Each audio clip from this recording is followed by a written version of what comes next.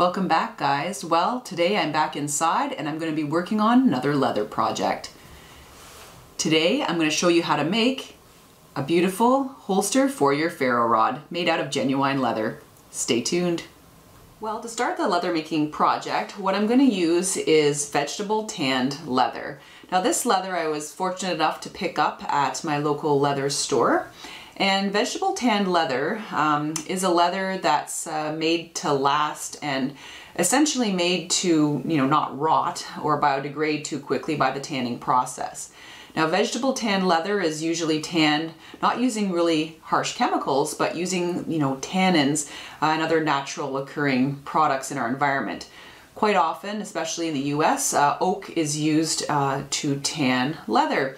So this vegetable tanned leather is a nice tooling leather. It has a nice smooth surface on one side, and also on the other side has sort of a suede side, which is the side of the skin that was against the animal. And essentially this is made from cowhide. So it comes in different weights. It's measured in ounces. This one, I don't know if you can see that, is a thicker grade, a heavier weight of the vegetable tanned leather. For this project, I'd use a medium weight to a heavier weight leather.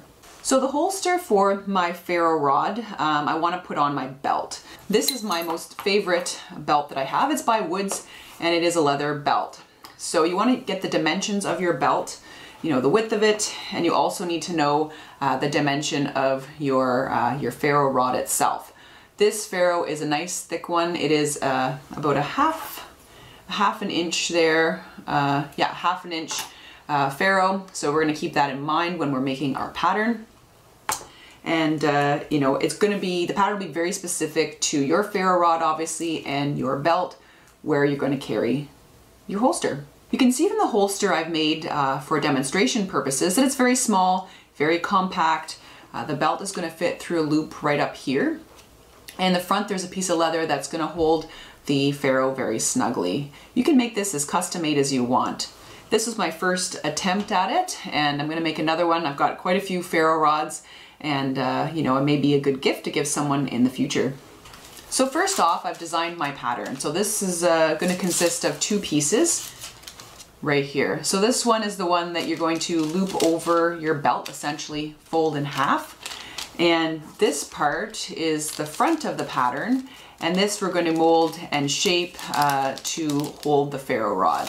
So these two pieces I've made, and they will definitely be custom for your project as well. Like I said, depending on the ferro rod size as well as the size of your belt. You're going to take your vegetable tanned leather, and I'm going to flip it over here. And as you can see, I've already kind of traced it out, but you're going to lay your pattern down on your leather. You're going to trace around it with a pen, and then you're going to cut it out.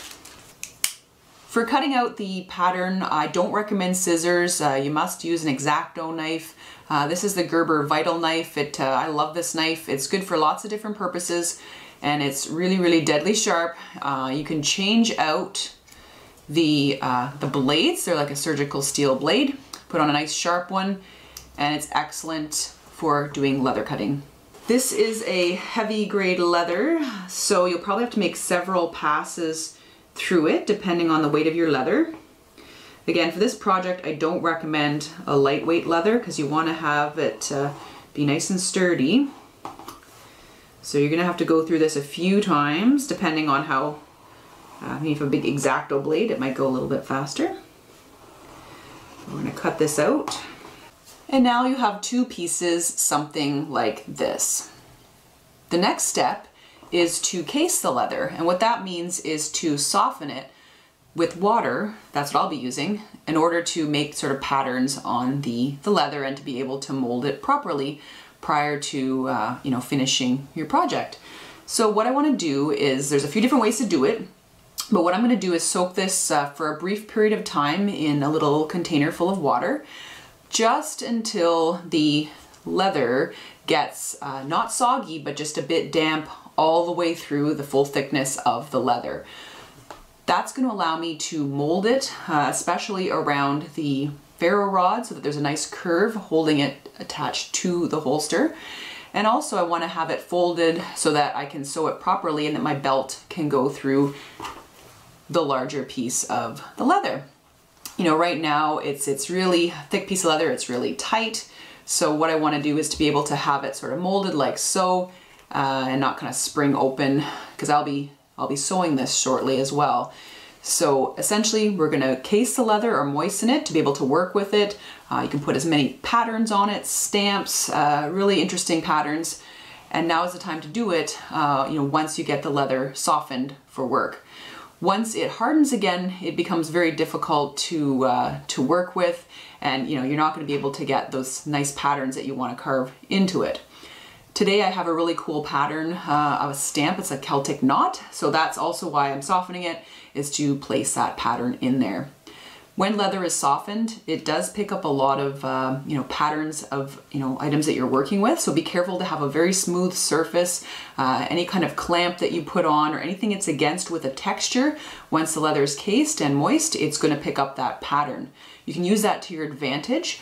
You can see, you know, you can see with this project up close here, it looks a little bit sort of wrinkled. And what I did there to get that kind of aged look was I put a plastic bag around it and I clamped the plastic bag to it. The bag had wrinkles in it and the leather took up that pattern. So be creative as you want. Other ways to case leather are to use water in a spray bottle or a sponge if you want to target a very specific area and you want to case the leather quickly. Obviously there's a bit of time involved because you have to let the leather dry before, you know, you do your dyeing or your gluing. So to case it quickly, you can use a spray bottle. You don't have to go through all layers if you just want to do a little bit of surface work. But if you want to do a lot of molding and shaping, you'll have to, you know, soak it through, not till it's completely soggy, but just enough that you'll be able to work with it. And it's a really fine line to case leather properly. It's a big learning process, and I'm still learning that. So just keep that in mind when you're working on this part of the project. I have a small bath of water here in a glass container. I'm going to take the leather right now and I'm going to just gently sort of dunk it in here. And I'm going to keep my eye on it and let it soak and absorb some of the water. As you can see here, there's some bubbles of air coming out of the leather. So I'm going to keep my eye on that, and once the bubbling stopped, I'm going to lift it out of the water. That indicates that the water has gone through all the layers of the leather. Now the bubbling has stopped, I've taken it out of the water, and you can see the leather is, you know, really responsive, very easy to bend and mold at this point. Be careful not to you know, put your fingernails in it. It's really responsive to taking any kind of pressure, and it will hold that pattern. If you make a mistake, you can gently kind of massage it out or soak a little bit at this point in time. So what I want to do, dry it. I'm going to use a plastic bag so it dries a little bit more slowly. My house is really dry, so the risk is the top layer dries really fast, you know, compared to the inside. So I'm going to stick it in a bit of a plastic bag.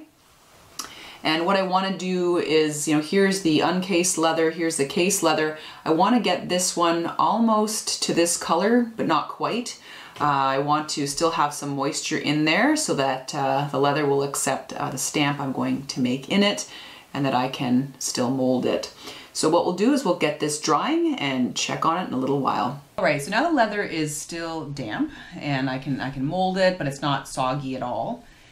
And it's about the same color as the original leather was before I cased it. So now what I want to do is get my measurements properly before I do my little Celtic knot stamp.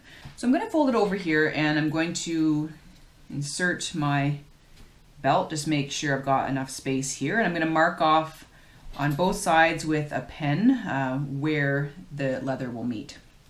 And I've already gone ahead and done that. So now I'm going to just open it like that. And I'm going to just sort of test it by indenting my fingernail in an area that's going to get covered. And you can see that it takes my nail impression. You can see it takes my nail impression really well. So we're ready to stamp. So I want to figure out sort of the middle.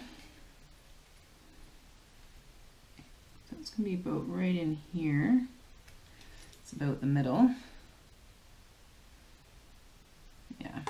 All right. Or you can put this part in the back. That's another option as well. So as you can see here, I have a little metal stamp. It's a little Celtic knot. And I'm also going to grab a mallet. So I'm going to place my stamp where I would like it. This is where it's going to bend, so I'm going to go somewhere in the middle. do my very best to get it in the middle. You can kind of measure just to make sure everything's right where you want it. And then you're going to use your mallet to do a gentle strike or two to get the impression of your little stamp here. So let's do that. Don't hit your fingers.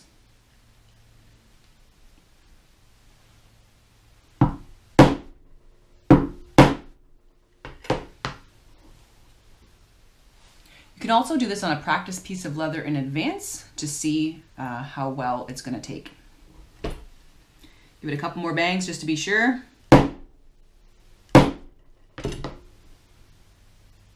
And we'll take a peek. There you have it. So you can see it's crushed the leather and the area there is a little bit darker. So that's going to turn out really nicely once we do our dyeing of the leather. The next step now is to clamp the piece of work together how we want it to dry and then dry it a little bit longer. So let's get started. I'm going to use a ferro rod to mold the leather piece. So what I want to do is wrap it in some plastic wrap because it will rust. So we'll do that. We'll cut off any excess.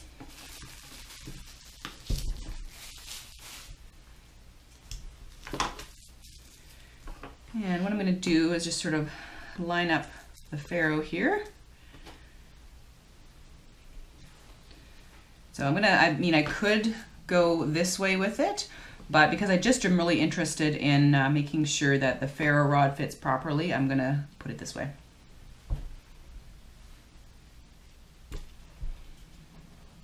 And now we're going to kind of mold the leather over this area in the shape of the ferro rod. You want to kind of roughly get it in the middle here. Because the leather's a little bit damp, you can mold it. Don't worry with this excess leather here, we will be trimming that off.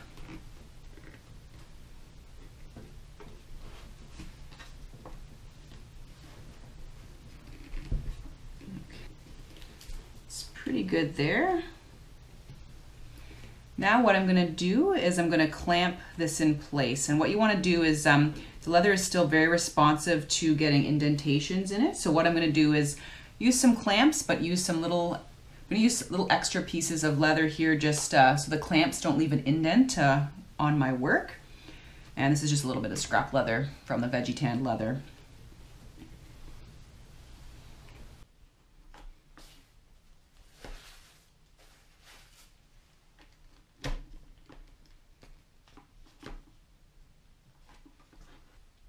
And then when you're happy with it, you'll leave it out to dry some more. Now that the leather is completely dry, I've laid it out here on some plastic because the next step is to dye the leather. So I'm going to don some gloves here. What I'm going to use is Fiebing's leather dye. And I've got one of these little applicators here. I'm going to remove my clamps.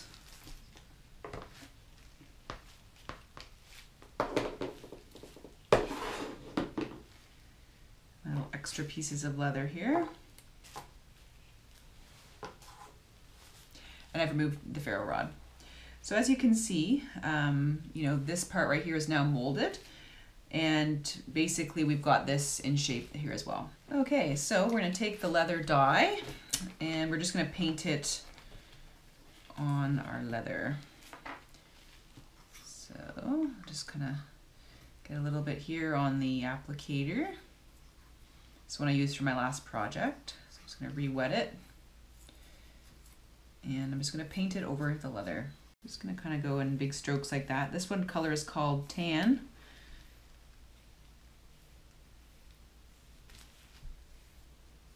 See, it picks up that nice, rich color. Also going to go on the edges as well.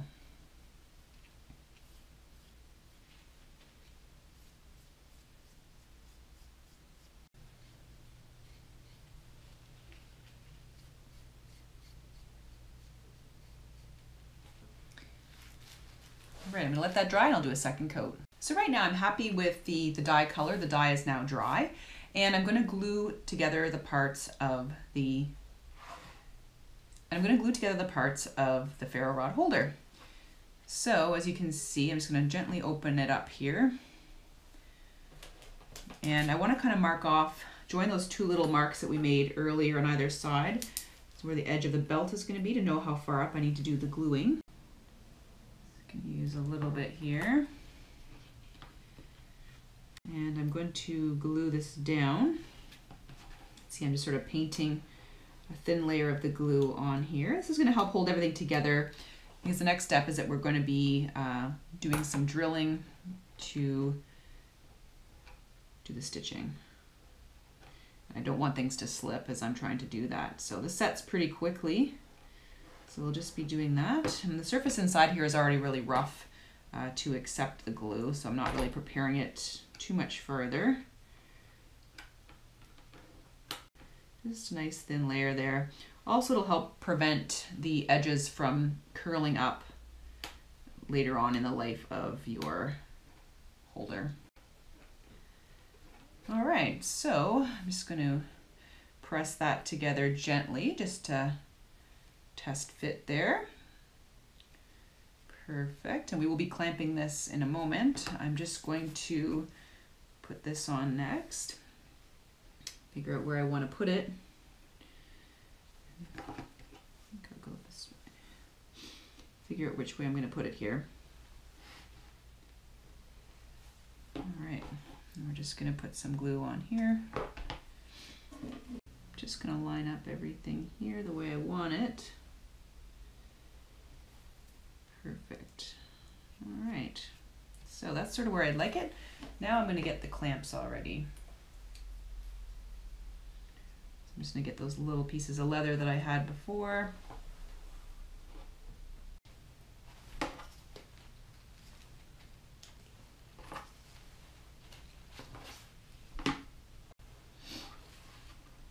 Once the clamps are in place, I'm going to insert the ferro rod in its natural position, and we'll clamp it and let the glue dry. All right, now that the final gluing has cured, I'm going to remove the ferro rod. I'm going to remove the clamps as well. And now you can cut off any excess of leather that may be present on your project.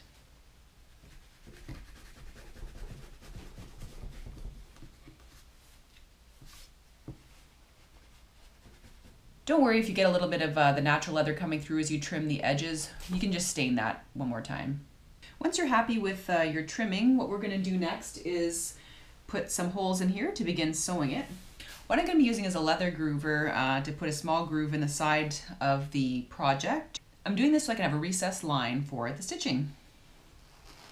So I need to pick the distance from the edge that I would like the stitches to start, and I think about 1/4 inch in is probably a good idea. So let's just do that. We'll mark it off. So it's going to take a small bit of leather away there from the edge, and you can make this as deep as you want. It will strip off the dye, and you can leave it like that, or we can re-dye it. That's not a big deal.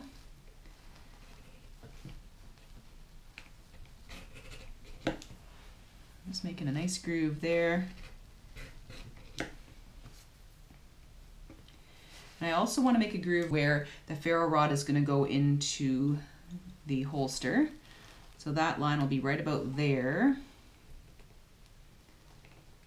So now I'm going to just lock down the nut on the grooving tool here, and then we'll mark a spot. I'm going to flip it over and do the same. Now I'm going to use my leather pricking iron in order to mark off where I'm going to use the drill to put my stitches. So I'm just going to press down firmly here so I can see where I'm going to want to put my stitching. This leather is so thick that I wouldn't be using an awl or even a leather punch to drill these holes, and it's really firm now that it's completely dry. So it's pretty much next to impossible to really do this without using a drill. Now I have my drill with a really small bit in there, and I'm going to drill some holes.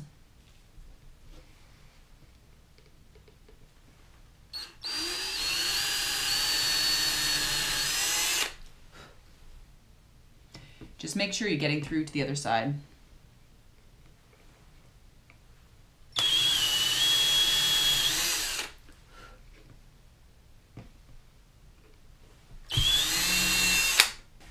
Well, my holes are drilled, and what I've done is I've used basically another little drill bit or a needle to kind of poke through any leather detritus that may be stuck in the holes, and I kind of went over with the groover one more time as well, just to make it neat and tidy. Now some folks like the look here with that different color, the lighter color leather underneath with the dark on top. What I'm going to do is just do a light coating in those areas with my stain again, and I'm also going to stain the edge again after I sort of cleaned up the excess of leather. Alright, so we'll do that and then we'll get sewing. Well, with the final coat of dye on, coating those edges there and the grooves, I think it looks pretty good. I like this dark brown color. What I'm going to use for sewing is this red nylon thread, and I'll just need a needle big enough to, go through the holes I created. It's unnecessary to use a cutting needle when you've already drilled the holes. The cutting needle is suitable for sort of softer leathers, when I was making those moccasins or the mucklucks. This, we just need a needle to fit through the hole, so it doesn't have to be, a glover's needle. So I'm going to take an appropriate amount of thread. We're going to be sort of sewing 4 areas here. Just going to tie a knot in one end to make sure it doesn't go all the way through. Make a good size knot because the holes are a little bit big.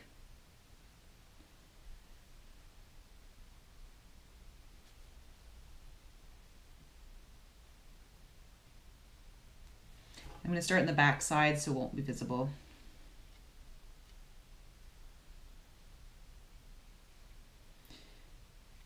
And if it still wants to kind of go through, what you can do is just tie a little knot here on the back, and then what we can do is we can, singe the end so that you don't see your knot.